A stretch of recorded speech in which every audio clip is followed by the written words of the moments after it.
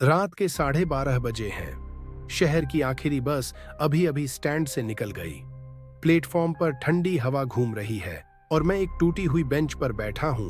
हाथ में बैग नहीं, कोई टिकट नहीं, बस एक मन जो कहीं अटका हुआ है।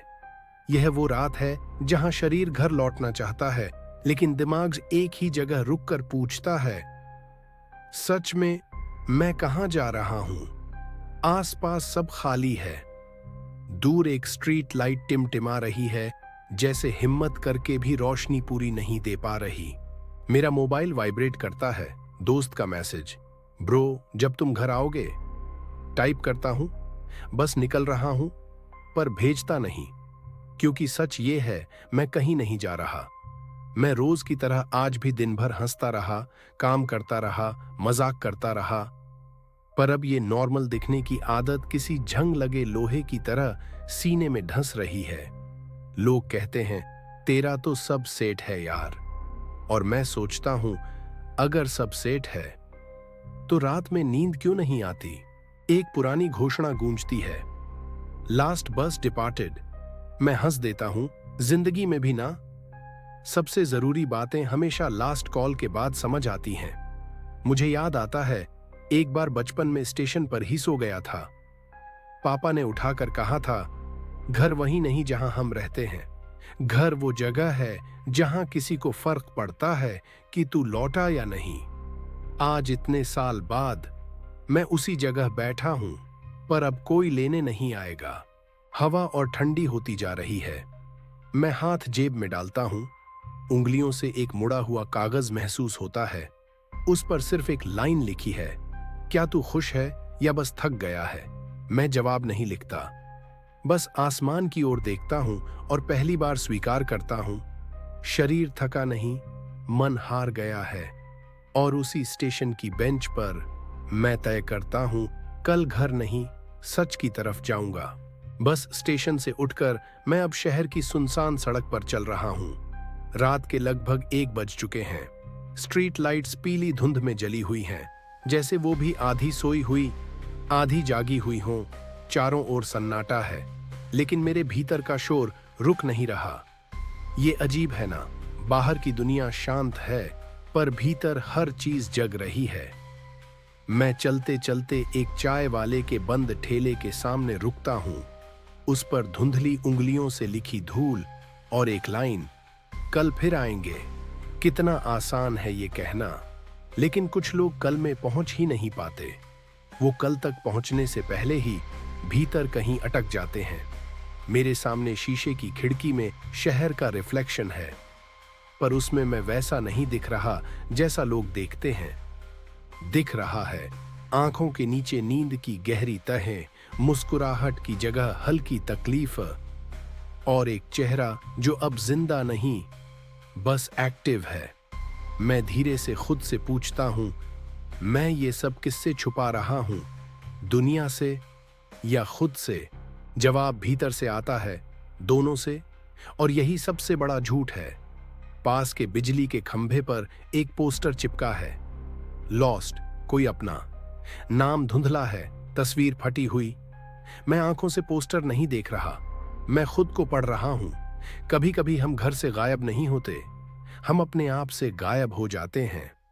और फिर कोई FIR नहीं होती, कोई नोटिस नहीं निकलता, बस एक चुप्पी लग जाती है अंदर। मैं एक खाली ऑटो के पास जाकर बैठ जाता हूं। ठंडी धातु की सीट पीठ में सिहरन भर देती है। मैं आसमान को देखता हूं, कोई तारा नहीं, बस बादल, और सोचता हूं, क्या सचमुच हर किसी का आकाश इतना भरा हुआ होता है, या सिर्फ उन लोगों का जिनके पास रोने की जगह नहीं होती? जेब से वही कागज निकालता हूं।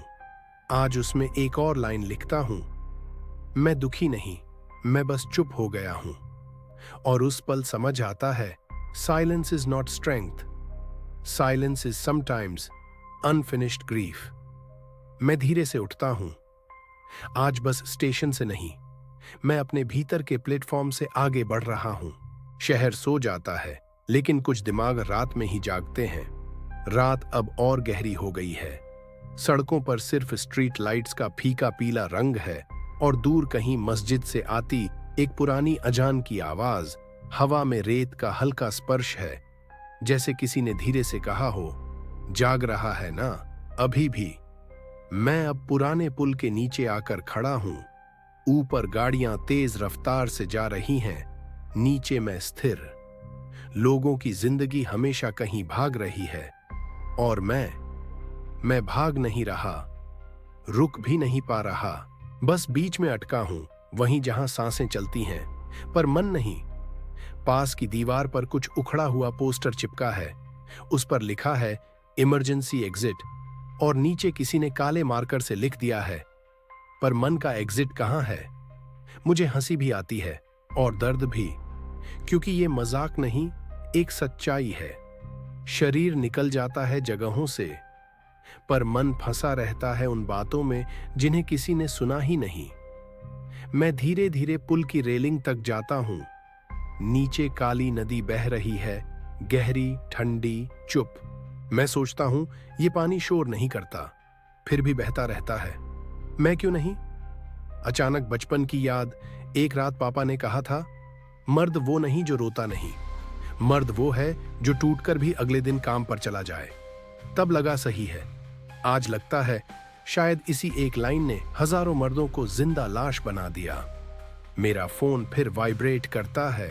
कोई दोस्त भेज रहा है मीम्स, कोई पूछ रहा, ब्रो पबजी, और मैं सोचे बिना रिप्लाई करता हूं, बिजी हूं। सच में बिजी नहीं हूं, मैं बस दर्द को पॉज नहीं कर पा रहा। मैं जेब से वही मुड़ा हुआ कागज निकालता हूं। आज उस पर तीसरी लाइन लिखता हूं, मैं जीना चाहता हूं, पर इस वर्जन में नहीं। हवा और ठंडी हो जाती है, बारिश नहीं होती, फिर भी मन भीग रहा है, और मैं खड़ा हूं, ना आगे ना पीछे, बस इस सवाल के बीच, क्या कल मैं वहीं रहूंगा या थोड़ा बदल जाऊंगा? सड़क गीली नहीं थी, लेकिन मेरे भीतर बारिश हो रही थी। स्टेशन से निकलकर मैं अब शहर की ठंडी सुनसान सड़कों पर चल रहा हूं। रात के करीब 2 बज चुके हैं। हवा में धातु जैसी ठंडक है, वो ठंड जो शरीर को नहीं, सोचों को जमा देती है। सड़क के किनारे एक बंद फार्मेसी का बोर्ड अब भी नीली रोशनी में टिमटिमा रहा है। फार्मेसी हमेशा खुला, पर कितनी अजीब बात है ना, दवा की दुकानें खुली रहती हैं, लेकिन दर्द बोलने की जगह कहीं नहीं खुलती। मैं उसी दुकान की धुंधली खिड़की में अपना चेहरा देखता हूं। आंखें थकी हुई नहीं, थकी हुई से भी ज्यादा चुप। मैं होठों से कहता हूं, सब ठीक है, पर कांच के पीछे दिखता चेहरा बिना आवाज हंसकर कहता है, तू खुद से झूठ बोल रहा है। सामने एक पुरानी बस स्टॉप की दीवार पर लिखा है, home is not a place, it's someone waiting. मैं रुक जाता हूं, क्योंकि मेरे पास जगह है, मकान है, पर कोई इंतजार नहीं। पलक के कोनों में हल्की नमी महसूस होती है। रोना नहीं आया, बस आंखें कहने लगी, हम संभाल नहीं सकते अब सब कुछ अकेले। ठीक उसी वक्त एक आवारा कुत्ता आकर मेरे पास बैठ जाता है। ना उसने कुछ मांगा, ना मैंने कुछ कहा, पर उस चुप्पी में एक बात साफ थी, दोनों ही किसी के समझ न आने से थक चुके थे।